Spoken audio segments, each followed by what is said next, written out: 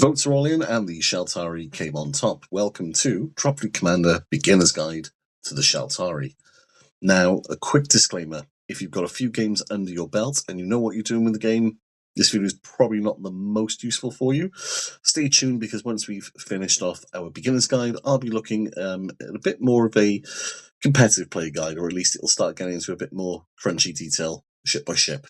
What this video is going to do is essentially give you some hints and tips and the very basics of how to use your Shaltari effectively and how you might build a list. I will also do a rundown of my 10 favourite ships towards the end of the video, so if you have stuck around until then, thanking you very kindly. Anyway, on with the show.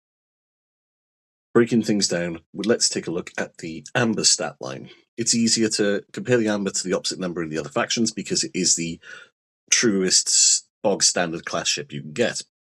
So compared to the other factions, you have got an improved thrust and you've also got an improved scan range, which is fantastic. You've then got mediocre kinetic save and also a mediocre signature. However, you will have a terrible energy save and your hull is going to be also below average. So what this generally means is you don't want to be trading shots blow for blow. You want to be using your threat range, making sure that you can tag shots onto the enemy ships without them being able to return fire. Of course, that'll be very much more easily said than done. So in order to kite and keep your range, the Shaltari do have a nice suite of special abilities that they can access in abundance. Not all of these are unique to the Shaltari, though some are. So I'm going to list these above. So first off, we've got shields. Shields effectively is a saving throw you can make in place of one of your existing ones. So let's take this terrible energy save, for example. If you are being focus fired down, say by Scourge, your energy save was already bad. It's been made worse because Scald is a thing. So now you've got the option of taking either your 6+ energy save, or you could take your 5+ or better shield save in its place. Perfect. Every time you take a save like this, you'll take a spike on board your ship. But it does mean your ships might last a little bit longer than they maybe are designed to. These can come in clutch, and there are also ways to buff your shields within the fleet as well. So you could take, for example, Opal shielding frigates, which improve the save by 1. Similarly to the Scourge, you will also get a lot of tools that will allow you to mitigate saves. So, for example, this faction has probably got the most dense core damage themed ships, I think, of all the other factions. From memory, you can take a core damage vessel right from frigate through till super battleship or dreadnought even. So you've got options right the way through your list to deal core damage.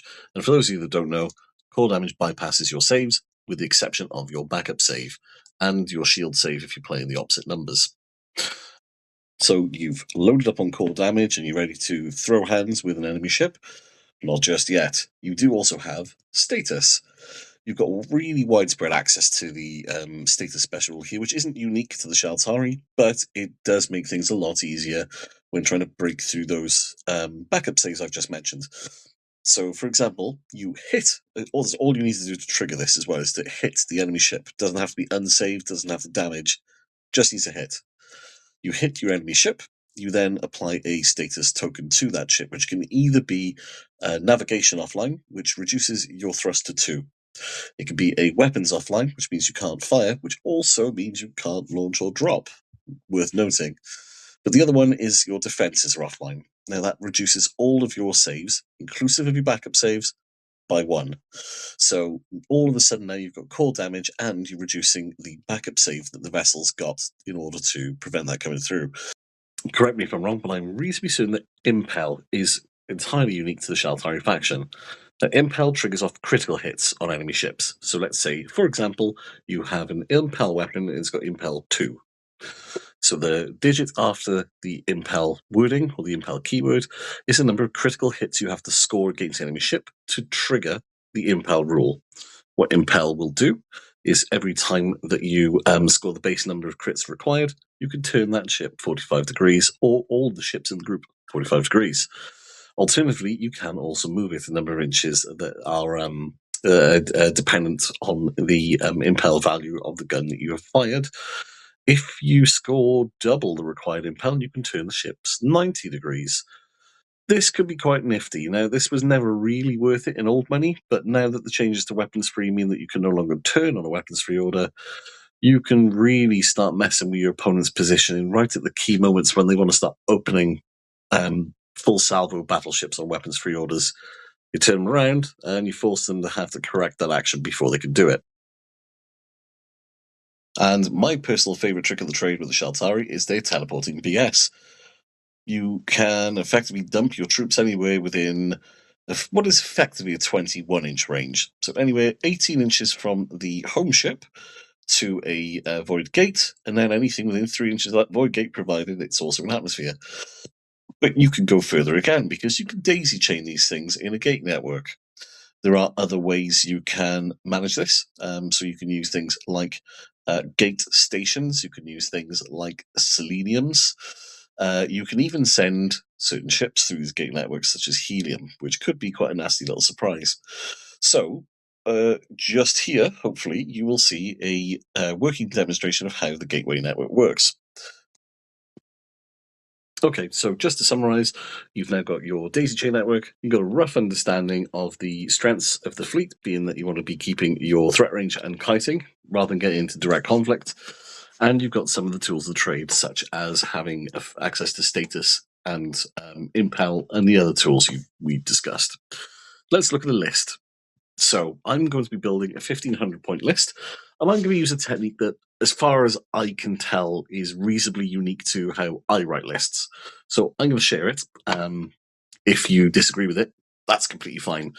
I'm not telling you how to do anything competitive. I'm not telling you that what I'm doing is absolute or correct. I'm just saying this is what I do. So in a 1500 point list, I'm going to break this into 3 500 point areas. The first being drop. I'm just going to be focusing on drop ships for this full 500 points. Nothing but drop. Some players might decide they want to spend this sort of quota of points on things like bombard or things like air-to-aircraft, so that things that will counter drop. But no, I'm going to spend the full 500 points directly on drop. The next 500 points I'm going to spend is going to be on denial. These denial units are things that are able to interrupt opposition plans and phases of play.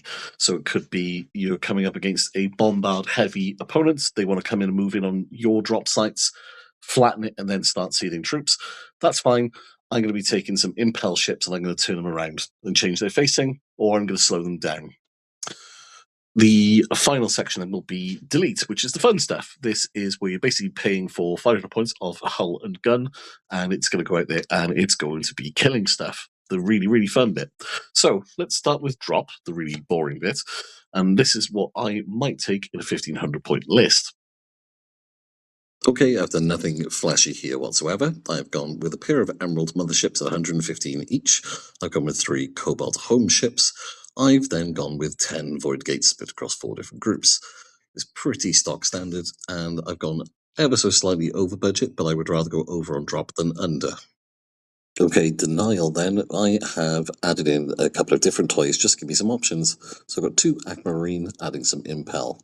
I've then got 2 Iridium destroyers, adding some status, 2 Opal shield frigates for protection, and I've gone with 2 banks of 3 glass cloud flyers, just to try and take out some of the corvettes or things that are hiding down in atmosphere.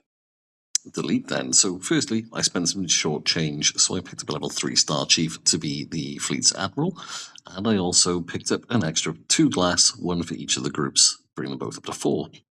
Then I splashed out on a Ruby, which is a decent battle cruiser with a good amount of firepower, and a Borosite, which also has a good amount of firepower as well as being a feature carrier, and that allows me to bring in a single Electrosurge Taurus and a Step 8. If you've made it this far through the beginner's guide, then thank you very, very much for watching. Please like, comment, and subscribe. It all supports us. It helps us put more of this out. And if you're enjoying it, then please subscribe and we can continue doing what we're doing. Stay tuned now, because I'm going to go through my top 10 ships in the faction just to round the video out. Otherwise, thank you very much for watching. See you again next time.